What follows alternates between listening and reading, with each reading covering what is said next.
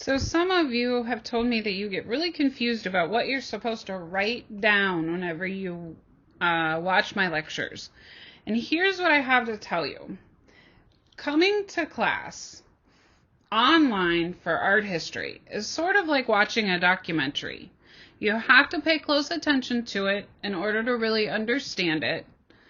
But if you write down every single thing that the documentary is spewing at you, you'll have pages and pages of notes and won't know what to do with any of them.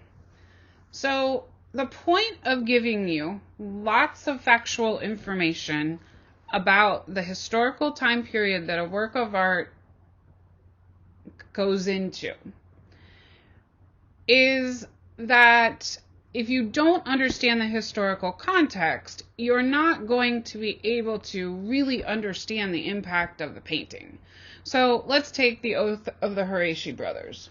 If you didn't know anything about the French Revolution, you didn't know anything about the divine right to rule, you wouldn't understand why the oath of the Harashi brothers is such a significant painting. So you have to kind of know that information in order to understand it. But you don't have to know the information fact for fact. So I'm never going to ask you exactly what date David was prosecuted for treason and almost lost his head. Or what date was Marat killed. None of those things are things that I'm going to ask you. I tell them to you so that you understand the overall big picture, but think of it as you're watching the History Channel. The point is to get an overall background understanding of the era that surrounds the artwork. But what you really want to understand is why the artwork is important and what qualifies the artwork to be in the neoclassical style all to begin with.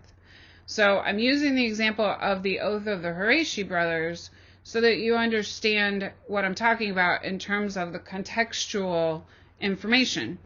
But you can apply that to every single work of art we discuss. Every artwork that we discuss has some sort of historical background, some sort of contextual information that makes it important. Now, how do you know what's really, really important when I'm giving you all this factual information? And what I would tell you is, if it's a definition and I have written it as a vocabulary word and posted it on a slide, you'll want to write it down.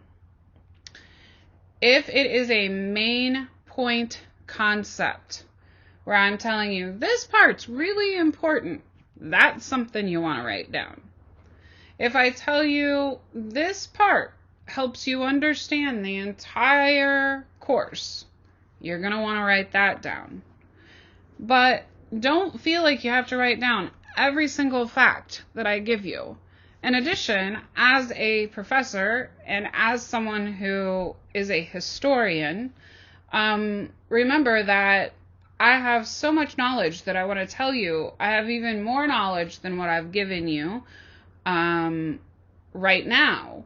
So because of that, sometimes if it's something I'm really, really knowledgeable about, I might tell you a little bit more because I really enjoy giving you the information. It's why I teach. Just know that you want to approach class like you do when you sit down and watch a documentary. Every single little fact isn't as important to write down as it is to get an overall picture of the time period. Okay, so if you aren't looking at the feedback and the full credit examples that I'm giving you as a response to your quizzes from your homework, you aren't doing yourself any good by doing the homework. You have to go back and look at what a full credit example looks like and what answer was correct in order to get out of the homework the learning experience. It's that learning experience that helps you understand the material so that when you take the test, you completely get what the point of the lectures was. So I wanted to talk to you a minute about homework versus the exams. Homework questions are questions that are created to help further your Exams have two sections, a multiple choice section and then an essay section. The multiple choice section has 30 questions and they're worth 2 points each. And you get 60 minutes to take the exam. You only get one chance. And the questions are created to test your retention of the subject matter. So those overall concepts and points that you learned in the lecture are questions that, or are information that you'll be tested on. For example, understanding why an artist was important, or understanding why a certain or what strides a certain civilization made in terms of humanity or the history of art. So for the essay questions, you get 80 minutes to take it. There are 8 questions, and you're expected to answer each question in about 10 minutes. So if it were me, I would write down my main points that I wanted to write or that I wanted to make in the essay question quickly, and then I would go ahead and start answering the essay question. Those questions are questions that are more like, tell me why this particular work of art fits into the era of art history that it does. So, for example, the one in front of you is a work of art done by Bernini, and it is Italian Baroque. And then you would tell me what you see in the work of art that makes this work of art an Italian Baroque work of art. Oftentimes, bigger points that I make in the lecture about why the artist was prolific, or how it is that the work of art was an important work of art, are asked in the essay section. So some of you might be feeling like you're overall struggling in the course, or that you have some questions just about the way the quizzes work, the homework works, and how the exams work. So I am adding online office hours for Art History 1 starting on October the 4th. That's the week after the exam. We won't be having online office hour the week of the exam because we're holding review at 6 o'clock Monday night. So going forward, October 4th, we will begin having a online office hour where you can ask questions, where we'll go over some key points in the lecture for that week, and where we will review the major stylistic features of that art historical era. So the first one of those is October 4th. It's a Monday from 3 to 4 p.m.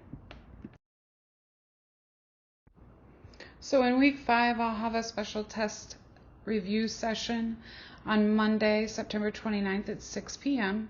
You're going to want to attend that if you can. If you can't attend, the review will be recorded and posted in the week 6 tab that is designated for exam 1.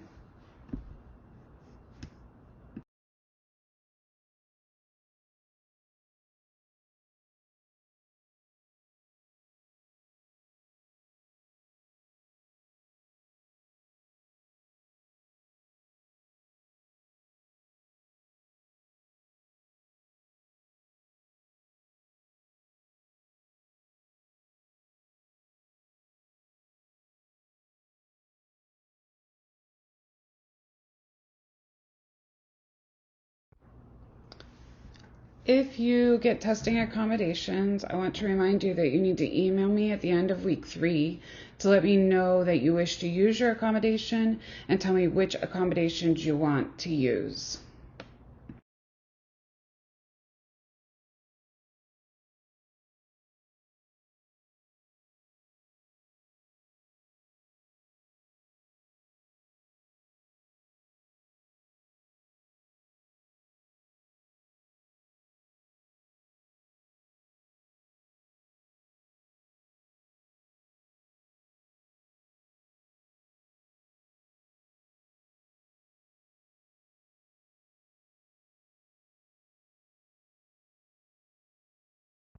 So one last thing, I don't want you sitting at home splitting hairs over a question's answer. Typically, my students will say, I narrowed it down to these two answers and I just can't seem to pick which one is correct.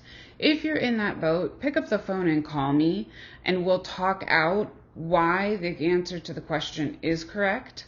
I'm even willing to do that for you on a test once in a great while. So know that as your professor, I don't want you splitting hairs and being frustrated over a multiple choice homework question. I always want you to pick up the phone and call me if you're feeling like you could lean between one or the two of the selections.